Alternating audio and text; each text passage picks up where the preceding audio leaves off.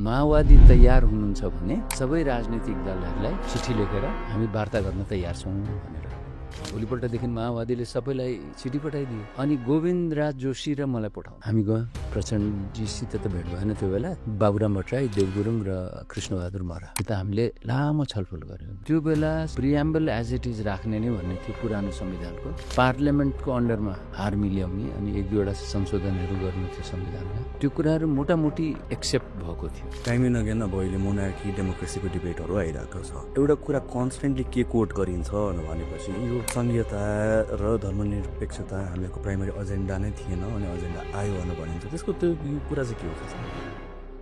मेडिकलमा पढ्दाखेरि म सिगरेट पिउँथेँ अनि लुकेर सिगरेट पिउँदै थिएँ बनारसमा। देख्नुभयो अनि बोलाउनु भयो अनि के भन्नुभयो भने लुकेर किन पिएको सिगरेट पिउने भए सँगै पिउँ। अब त्यो भनिसकेपछि त छुट्टी गयो। मानिसहरू डराउँथे हाम्रो घरमा आउन। त्यो कोइराला यिनीहरूले नै यो गरे यस्तो गरे हो भन्ने त्यो बडा इन्ट्रेस्टिङ। अहिले सम्झिँदाखेरि लाग्छ कति मान्छेहरू आत्तिएका थिए, डराएका थिए होइन। This is very important. र यो ब्रेक हामीले गर्न सकेनौँ भने हामी इकोनोमिकली कोल्याप्स गर्छौँ। त्यसपछि देशको अवस्था नाजुक भएर जान्छ। त्यो कुरा हामीहरूले युवाहरूलाई बुझाउनु जरुरी छ। नेपालको पोलिटिक्स इन्डिपेन्डेन्ट छैन, इन्डियाबाट एकदमै इन्फ्लुएन्स छ भन्नुहुन्छ। अझ कङ्ग्रेसलाई इन्डियाकै कङ्ग्रेसको विङ जस्तो हिसाबले मान्छेहरूले हेर्छन्। कतिको इन्फ्लुएन्स हुने रहेछ, कतिको प्रेसर हुने रहेछ? होइन, यो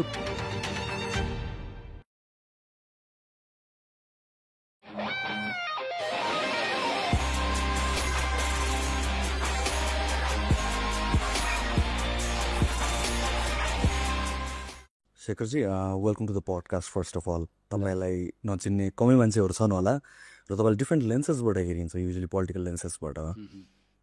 तपाईँले आफूलाई कसरी इन्ट्रोड्युस गर्नुहुन्छ? म एउटा साधारण मान्छेको हिसाबले म हेर्न चाहन्छु र त्यसमा पनि म आफूलाई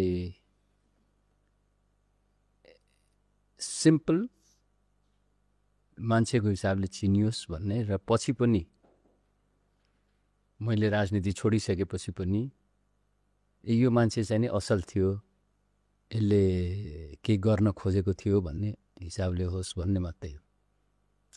पोलिटिक्सको कुरा गर्दाखेरि युजली पोलिटिक्सलाई डर्टी भन्नु भनिन्छ। बिस्तारै मान्छेहरूले बुझ्न थालिरहनु भएको छ, युथहरू पनि इन्ट्रेस्टेड हुँदै जानुहुन्छ। पोलिटिक्समा एथिक्स र मोरल्स हुन्छ कि हुँदैन पनि डिबेटको कुराहरूमा आउँछ। तपाईँले यो भनिरहँदाखेरि खुसी पनि लाग्यो। पोलिटिक्समा एथिक्स र मोरल्स के कतिको इम्पोर्टेन्ट छ? किनभने एट टाइम्स यो कस्तो चेस जस्तो भएर जान्छ नि त। होइन, पोलिटिक्समा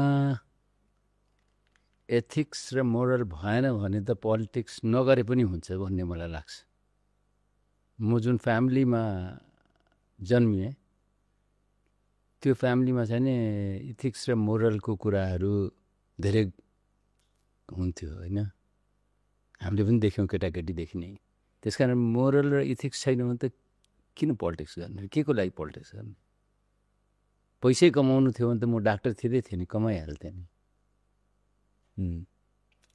तपाईँको जुन एउटा फ्यामिली हेरिटेज, एउटा फ्यामिलीको हिस्ट्री पनि छ, लेगेसी छ, त्यसले गर्दाखेरि र त्यसले गर्दा तपाईँ पोलिटिक्समा पनि डेफिनेटली आउनै भयो भने पोलिटिक्समा कसरी तपाईँको इनिसियल पोइन्ट के थियो? कसरी तपाईँ एन्टर गर्नुभयो? अल्दो तपाईँको इन्भाइरोमेन्ट पोलिटिकली भयो भने आफू सम पोइन्ट त होला नि। होइन, म तपाईँको कसरी हेर्छु भने हाम्रो पोलिटिकल फ्यामिली होइन, र त्यो पोलिटिकल फ्यामिलीमा मैले 2017 साल पनि देखेँ।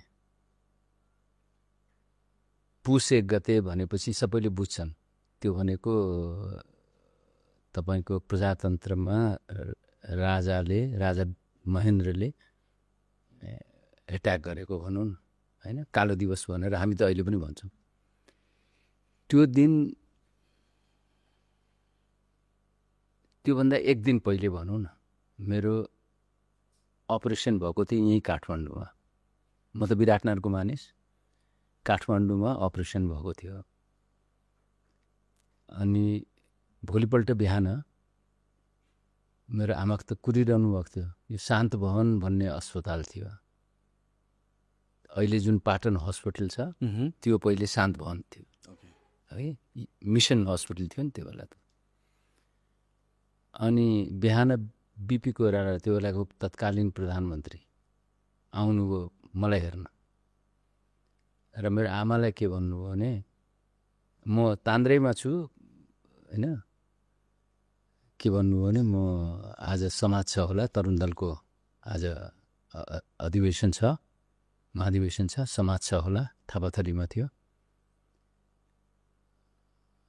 शेखरलाई कस्तो छ यताउति भनेर जानु र त्यसको 1-1.5 घन्टा 2 घन्टापछि एरेस्ट हुनुभयो म त्यो बेला कति वर्षको थिएँ भन्दाखेरि 10 वर्षको थिएँ होला 9-10 वर्षको थिएँ होला अनि आमाले पनि मेरो आमा पनि राजनीति गर्नुहुन्थ्यो त उहाँले पनि छोडेर हिँड्नुभयो त्यो छाप पढिरहेको हुन्छ नि त अनि मेरो बहिनीले मलाई कुर्न आएको म आफै यङ छु होइन अनि अलिकति मलाई ठिक भयो भोलिपल्ट एक रात हामी बस्यौँ हस्पिटलमै अनि भोलिपल्ट जाउँ घर र यहाँ बसेर के गर्ने भनेर हामीहरू घर बस्यौँ त्यो मैले भन्न खोजेको के भने त्यो सर्कमस्टान्सेसले पनि मान्छेलाई गराउँदो रहेछ भन्ने कुरा माने फ्यामिली ब्याकग्राउन्ड सर्कमस्टान्सेसहरूले पनि ल्यायो र तपाईँको त्यो हुँदै जाँदाखेरि म डक्टर भएँ होइन इन्ट्रेस्टिङली म जब डक्टर भएँ र यहाँ आएँ काम गर्नलाई पञ्चायतको एकदम ठुलो बिगबिगी थियो कोइराला भन्ने नामै सुन्न चाहँदैन थियो कोही पनि त्यो बेला नेपाल सरकारको तलब 650 रुपियाँ थियो डाक्टरको म देशको कुनै पनि कुना जान्छु भनेर अठोट गरेको थिएँ तर कोइराला भएको नाताले मैले नोकरी पाइनँ I was jobless for almost 1 year. अनि मेरो साथीहरूले भने डाक्टर साथीहरूले होइन तिमी के गर्छौ यसरी त जबै गर्न भएन भने त हुँदैन केही न केही त गर्नुपर्छ भनेपछि then I went to mission hospital Palpa माने कति पीडा हुन्छ नि त्यो सबै कुरा सम्झिँदै जानुभयो भने मान्छेले किन राजनीति गर्यो एउटा त फ्यामिली ब्याकग्राउन्ड भयो होइन आफैले पनि त्यो मैले फेस गरेँ धेरै कुराहरू त्यो बेला डक्टर भइसकेको मान्छे नेपालमा त्यो बेला 400-450 डाक्टर थिए तर मैले चाहिँ नि जब पाउँदिनँ त्यस्तो अवस्था थियो नि त देशमा त अहिलेको यङ जेनेरेसनलाई त त्यो कुराहरू त विश्वास पनि गर्दैनन् अहिले त यसै गर्यो भने होइन त्यो छ त्यसका र त्यो हुँदै हुँदै जाँदाखेरि डक्टर भएँ अनि पछि पोस्ट ग्रेजुएसन गरेँ पोस्ट ग्रेजुएसन गरिसकेपछि फेरि आएँ नेपाल आइसकेपछि कोशी जोनल हस्पिटल विराटनगरमा काम गर्न थालेँ अनि नेपाली कङ्ग्रेस त प्रतिबन्धितै थियो त त्यहाँ मैले हेल्प गर्दै काम गर्दै गरेँ नेपाली कङ्ग्रेसलाई फाइनेन्सियली पनि हेल्प गर्नुपर्ने थियो आफू डक्टर भएपछि त कमाइन्छ फाइनेन्सियली पनि हेल्प गर्न थालेँ तर यो चाहिँ नि तपाईँको यसरी हेर्नुभयो भने विद्यार्थी कालमै म जेल गएको छु नि फेरि होइन तपाईँको आइएससी पढ्दाखेरि काठमाडौँमा 2टा इन्सिडेन्ट्स भन्छु तपाईँहरूलाई एउटा काठमाडौँमा नारायण सिंह डिआइजी भन्ने हुनुहुन्थ्यो उहाँले केही अभद्र व्यवहार गर्नुभयो भन्ने न्युज फैलियो त्यो बेला त न्युज फैलिने त यस्तो थिएन नि त सामाजिक सञ्जालहरू केही थिएन फैलियो अनि हामी यङ भर्खर म त आइएससी पढ्दै थिएँ विराटनगरमै त्यो बेला तपाईँको हामीहरूले स्ट्राइक गऱ्यौँ जेल जानु पर्यो होइन अनि 5-7 दिन जेल राखेर छोड्यो फेरि अनि त्यसपछि सँगसँगै तपाईँको अर्कोचोटि चाहिँ के हो भने मोरङ कलेज नाम थियो हामीहरूको कलेजको नाम अनि सडनली महेन्द्र मोरङ कलेज भयो अनि हामीहरूले विरोध गऱ्यौँ हामीहरूले भने महेन्द्र मोरङ कलेज किन राखे राजाको नाममा भनेर त विरोध गरेपछि फेरि जेल गइयो यस्तो घटनाहरू धेरै छन् तर त्यो सबै चाहिँ मलाई लाग्छ फ्यामिली ब्याकग्राउन्डले गर्दाखेरि नै यो भएको हो सो एउटा त तपाईँको फ्यामिली ब्याकग्राउन्ड भयो र सर्टन सर्कमस्टान्सेसहरू यो सर्कमस्टान्सेसहरू नभएको भए मानौँ तपाईँ मेडिकलमै लाग्नुहुन्थ्यो कि पोलिटिक्सले छुन्थ्यो नै त्यही पनि? होइन, एउटा कुरा हामीहरूले कसरी मैले आजकल यसै पनि म सोध्छु होइन, के तिमीले गल्ती गर्यौ भनेर आफैलाई पनि म इन्टरनलाइज गर्छु क्या, सोध्छु पोलिटिक्समा आउनुभएको कुरा। पोलिटिक्समा आउने कुरा